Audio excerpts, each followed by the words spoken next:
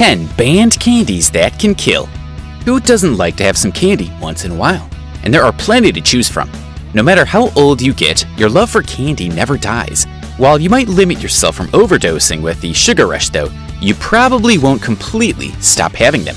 Candies have this mysterious power of lifting our bad mood always. Candies and a good time is a tale that is as old as time. They are true lifesavers. But in the case of certain candies, it might not be true. Production of certain candies has been stopped for obvious reasons. And in the case of some of these, it was because they were life destroyers. Hey guys, and welcome back to yet another gripping episode of Stay Wise. In today's video, we're going to have a look at the candies which have been banned for bizarre reasons. Don't forget to hit the like button and subscribe to our channel if you haven't yet. Alright, let's dive in. On number 10 we have exploding gum. Candy companies are desperately trying to come up with something new every season, and with a new ray of hope for their sales to skyrocket. One such incident was when a Ukrainian chemistry student in year 2009, after he supercharged his bubblegum that had devastating results. He liked to increase the sour taste of his favorite brand, so he would often dip it into citric acid before chewing. But soon one day, he used the wrong powder and instead dipped it into explosives. All it took was one chew and his gum exploded in his mouth. Most of the lower part of his face was blown to pieces, and he died soon after. This insane recipe is off the hook and won't be reaching any of the candy shops anytime soon. Number 9. Roadkill Gummy Candy. There are different kinds of gummy candy available in the stores.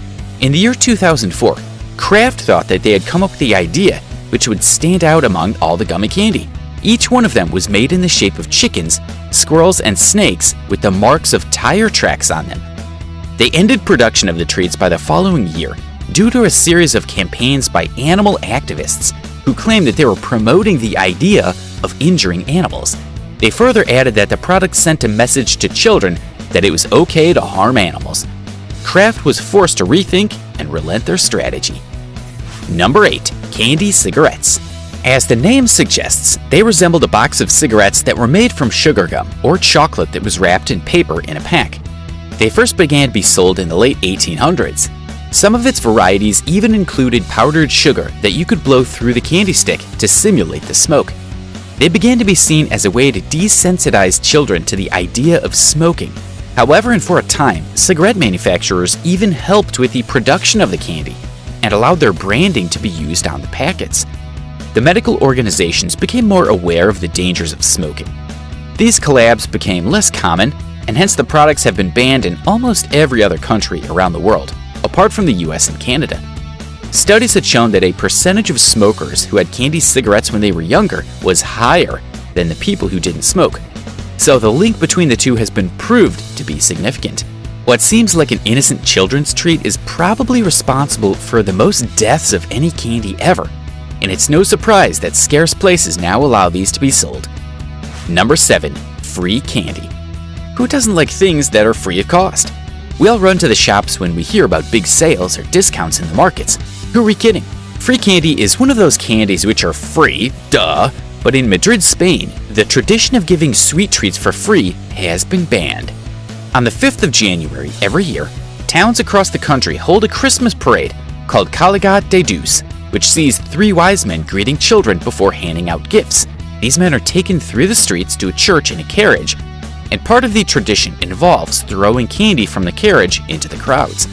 However, it has led to several injuries as children scramble to collect what they can, and something unfortunate happened in the year 2013. A 6-year-old boy, Malago, was killed when he went into the street to collect some candy and was hit by the carriage. Rules are now in place to prevent such tragedies from ever happening again, and children in the region will have to resort to getting their candy the same way as the rest of us, by annoying their parents until they come around. Number 6. Hippie Sippy. The 60s were the most experimental times of all. Probably that's the only explanation for how a product like Hippie Sippy ever made it to the market eventually. They consisted of multicolored chocolate balls contained with a vial, and to get them, you had to suck through the needle. The similarities to drug use weren't accidental, but were in fact the whole point of this candy. They were designed to replicate hippie drug culture, with the needle and syringe being associated with heroin use, and colored balls representing uppers and downers. To make things even worse, they came up with slogans that say, "I'll try anything," and "We sell happiness." Needless to say, they were pulled from the shelves less than a year after being released, as they were spreading the wrong message to the children: using drugs is fun. So this could have potentially been one of the most dangerous products ever to have been developed. Number 5. Kinder Eggs. Kinder Eggs and Wonder Balls are one of the candies that are the dearest to all children, and some adults too, if we're being honest. The specialty of these candies was that they came with a plastic toy to play with, once all the sugary goodness is gone.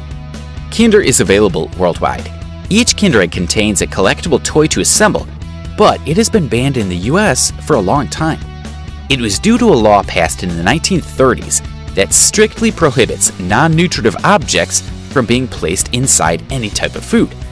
The major concern was that some people wouldn't be aware that there was something in the treat that can't be eaten, and it would lead to a serious choking hazard. While this may seem like an overzealous lawmaking, the concern isn't completely insane. In the year 2016, a 3-year-old girl in France died after choking on a toy in a Kinder Egg, and there have been several instances where injuries have happened because of swallowing the plastic figurines. Despite several desperate attempts to bring the candies back to the US, it looks like the ban is here to stay. Number 4. Haribo Sugar-Free Gummy Bears. Haribo is one of the world's most popular candy brands, but despite making plenty of products that kids and grown-ups love, they hadn't always gotten things right. In 2014, their sugar-free gummy bears gained major attention, mainly because of the side effects experienced by the people who ate them in large quantities. This was because of the replacement of sugar, like glycosine, a substance that's almost as sweet as sugar but contains half the calories. Its main ingredients are maltitol, sugar alcohol, and our bodies can't fully digest these. If it's present in high quantities, it can start to ferment in our stomach. Because of this, Amazon reviews were rather detailed, with some calling it napalm and saying that it caused intestinal distress. Number 3. Toxic Waste Chew Bar. The specialty of the Toxic Waste Chew Bar was in its extreme sourness, and it was trendy. But there was one other similar product called Toxic Waste Nuclear Sludge Chew Bar that was banned in 2011. It had originally been launched in 2007, but there was serious concern about the ingredients used to make the candy. The company's factory in Pakistan and the following test, the FDA revealed that they had detected significant levels of lead within the chew bars, to a level that could be potentially harmful to small children, infants, and pregnant women. The regulation requires lead levels to be below 0.1 parts per million, but the bars were found to have at least 3 times the required lead levels. Hence, they were removed from the stores, and they are gone for good. Number 2. Lucas Mexican Candy.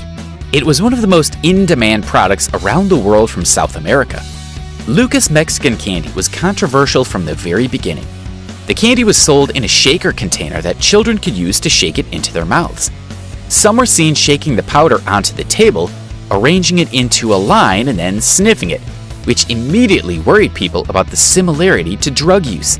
Lucas claimed that this resulted from using the product wrong, and then it was designed to be lightly sprinkled on fruit to make it taste better. But later, when their test showed in, they found that they had twice the amount of lead that is to be allowed. Hence, they were immediately banned by the regulators. Finally, on number 1, we have Lolli's Pipe.